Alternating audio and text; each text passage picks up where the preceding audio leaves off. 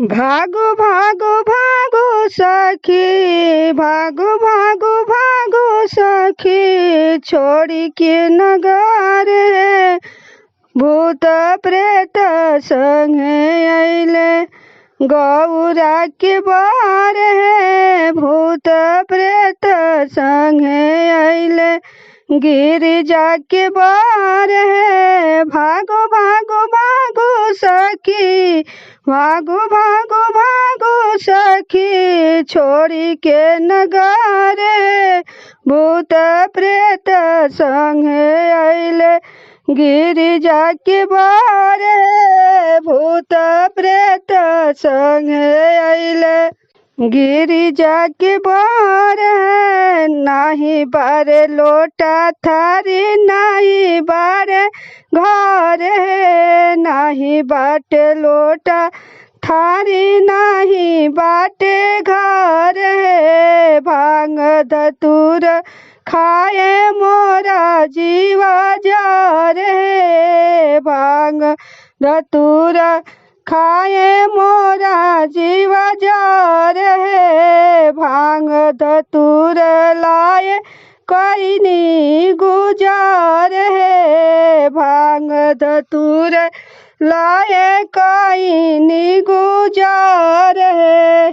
सुखल मारे अंगा अंगा, सुखल मारे अंगा अंगा, देहवा ठठार है। सुखल मारे अंगा अंगा, देहवा ठठार है। भांग ले पियले शिव लागले उजार है, भांग ले पियले शिव लागले उजार है। भांग ले पियले शिव कहे शिव ने राखो जानी कर डर है, कहे शिव ने राखो जानी कर डर है। विधि न लिखल शिव सब का ऊपर है, विधि न लिखल शिव सब का ऊपर है।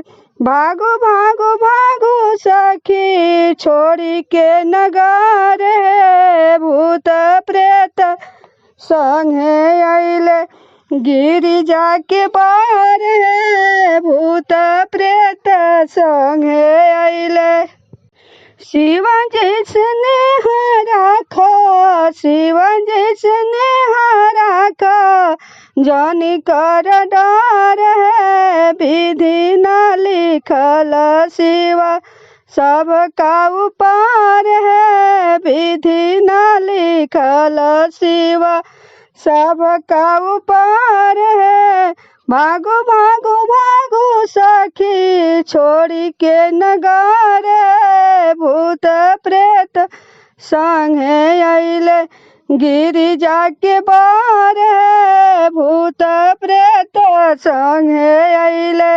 भागो भागो भागो सखी, छोड़ी के नगर है।